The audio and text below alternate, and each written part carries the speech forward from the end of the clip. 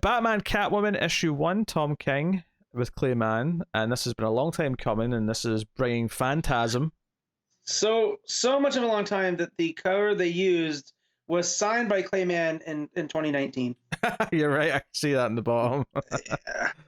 That's pretty funny. Yeah, I'm glad that it's officially Black Label, because I have this kind of magnified all my problems I had with Tom King's Batman, is that they had seeming like there's just separate things going on layered over each other, and I'm sure it'll pull together, but this first issue was a chore to read for me, and not like it took forever, but trying to piece things together. I appreciate what he's doing, and it's almost a what if, and it's Tom King's Batman universe. There's just for this first issue, there's a lot of balls in the air, and trying to piece together everything is a bit much. Yeah, it's funny because, like, obviously the way he bounces around narrative arcs and his books is quite common for him, especially in Strange Adventures. We're going to be talking about that next, so like that's also a thing. But here you have old woman Selina, after the death of Bruce Wayne, visiting someone, and obviously it's meant to be a mystery. Who is this old guy? Like, who is this she's talking to? And as the book's going on, and it's bouncing around Batman and Catwoman in their prime, and looking for the son of Phantasm well, I forget her real name. This is the thing. It's been so long since I've watched that movie that when they started, like, it's Andrea. I know that one. Yeah, but what's the son's? What's the last name? Is I guess what I'm looking for. Yeah. Because he's Andrew Beaumont. Yeah. Yes. I always wanted to say Romano, but that's the voice director that worked on DC animated for decades. You know, so she's the one that gave us our Batman voice with what's his name? John Blake's Conroy. Yeah. So, anyways, yeah, Beaumont. Yeah. So we were interested in her now that she came to Bruce for help after being in hiding, seemingly, and it sounds like the events of Mask of Phantasm happened. This is right. You know, it's referencing roughly kind of like the ending of that and the explosion, and that she's been in hiding with her son. And were you kind of waiting for like this is Bruce's son reveal at some point? I was, but it didn't line up, just because I don't know. It would have been a bridge too far for King. Maybe that's what he intended, and it was a red herring. But I'm definitely not taking that. I mean, I hope it's not, but I feel like it's going to be weird if they don't like pose the question at some point. If Bruce doesn't think, you know, right? I mean, I don't know if it's been, because he's 14 years old, so I don't know if it's been 14 years since that happened. And then that's what threw me up. But did you ever read Daredevil: The End storyline out of bed, or not? End of Days. End of Days. I have not, no, but I conceptually I see why you're bringing it up though with this. This is kind of the same, but in that one, it's revealed that Matt Murdock has like 6 kids, each by different. I just think the same with Bruce collects kids, apparently. Yeah. Like, you know, not this one though, because tragedy befalls. Well, Matt Murdock spreads his seed around and takes no responsibility for any of his children. Bruce, with the exception of Damien, actually takes in kids that aren't his seed. So he's actually being quite a noble foster parent, I suppose, in a lot of ways. And this also is dealing with the relationship between Catwoman and the Joker, and Joker kind of like talking to Catwoman about her relationship with Batman and how it's changed her, and how she's really one of them, you know, one of the villains, one of the animals. Yeah. And they've got him in this sort of hat, you know, this old sort of like gangster look to him, which I think is a really nice look. I think Clayman. I know Clayman gets beat up a lot for some of his poses and stuff, but when he shows up, he really shows up.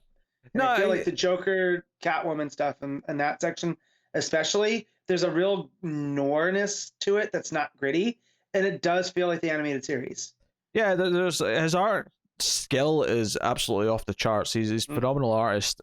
Just occasionally goes a bit too. And funny, obviously, there's a page here where Selina's like coming into bed with Bruce, and it's very sexual. And it's one of those things where this is clearly supposed to be like a sexual moment, and Selina is a very sexual character traditionally. For better or worse, so it doesn't stick out to me in the same way that, you know, because we went on for like 10 minutes on that one page in Heroes in Crisis where Lois for some reason was standing around in her underwear, and it just it was, you know, it was very gratuitous.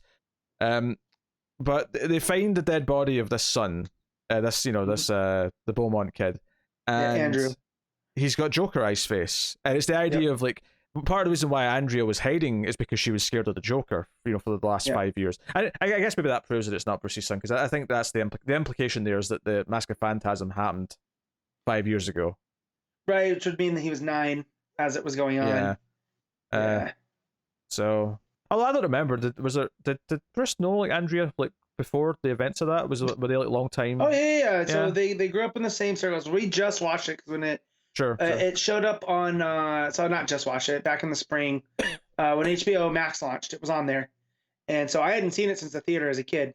And yeah, so that was as he had came back to Gotham, they had recalibrated because they kind of grew up together because both of their dads were titans of industry, and then so I suppose as he's starting as in that sense, I suppose it still could be the kid. It's just that it happened long before the events of Mask of Phantasm.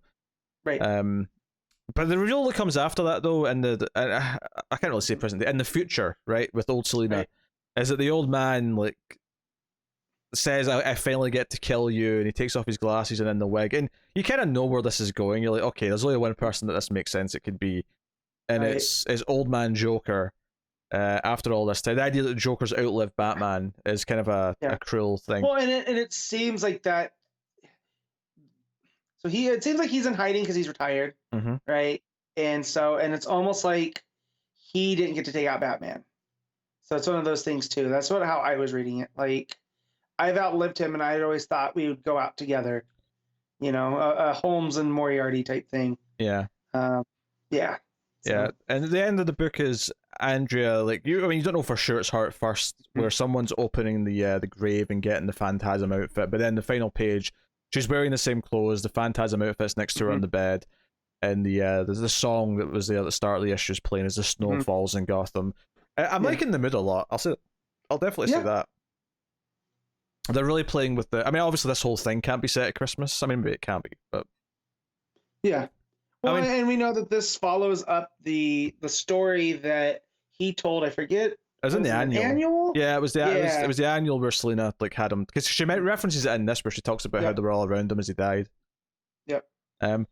So it's kind of interesting. We're getting like a post Bruce Wayne story with Selina and the Joker, and then the present day story involves Phantasm, who you have to imagine is just about to go absolute nut job and be like full Phantasm to go after Joker. Like it feels like that's where it's naturally going to go in some capacity. And so here's the thing. You said that Joker tells Selina, "I finally get to kill you." Yes. I heard that as Selina telling that to him. And then that's why he starts laughing. Oh, no, you're right. I'll be honest. But the arrow's it could literally be either or.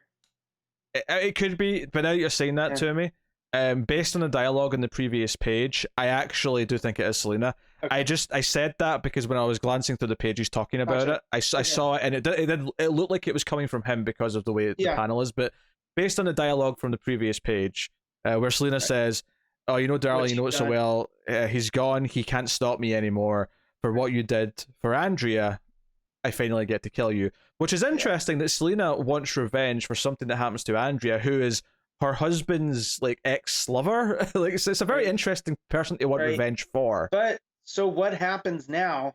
Yeah. To her in the course of what Bat and Cat's going to be. And I think that's the effective part of the book, is us going, well, okay, so what does the Joker do other than kill her son, which clearly has already happened, but something that makes Catwoman herself want the revenge on behalf of Andrea. That's an interesting thing to pose. The book maybe does jump around like 3 different time frames a little bit too willy-nilly for its own good. Yeah. Definitely. That was my big problem with it. It almost has a dreamlike quality at times too. Where like, because there's that part where Alfred pops in. Yeah. And you're like, wait, so what's going on here? Because is he there? Is he not there? Like, I don't know. Yeah, honestly, if you took that part out of it, it might not actually be too bad. It might just feel like 2 timelines, and it would be fine. Right. But that moment does make it feel odd. Yeah. There's a wrinkle there. Yeah. So, and that's always my thing with King, is it's never poorly written. It's just almost overwritten. Sometimes there's almost too much going on. So, yeah. Yeah. I was getting, see when Joker like turns on the light when Catwoman's trying to steal the necklace of the mobster, whoever it is, lying in bed. When Joker turns on the light and he's sitting there with a Tommy gun, I was getting like serious Skinner Sweet vibes, and I don't know if that's just because I've been reading The American Vampire. Yeah. because of Patreon, but it looks it's a very Skinner Sweet pose. Yeah, you put a cowboy hat on him. You know, it's pretty good. Also, the whole Sewer King thing, I think that's fun to bring in from. Yeah, because this is an animated series. Yeah, this is an animated series thing as well. Is before they find the kid's dead body, they think that the Sewer King, who takes in the runaways, yep, that sort of thing, took in Selena and all of that. And she's in her animated series costume, which is always that's like low key second favorite of mine. Yeah, it's a fun touch. I do love. Yeah, I do love her look. That she's definitely more cat burglar. So it's the leather with the goggles and the upturned gear that makes it look like cat ears. That one's close. The second one. And the book is gorgeous. The mood of the snow. I almost wonder if part of the reason why it got pushed almost a full year is because it was designed to start in winter, and once it got pushed to maybe say spring, they went, no, can we wait until December now so that we can start off in winter again? Maybe, yeah. Because this issue, okay, maybe he went back and did a couple of the pages to add in all the snow and give it the mood, but it does feel like very wintry. So I wonder if that was part of the reason why. Yeah. Once they pushed it so far, they said, "Can we just wait until winter again?" Because maybe it's like Long Halloween, where each issue is kind of built around the time of the year that it's roughly coming out. Yeah, I could see it. But yeah.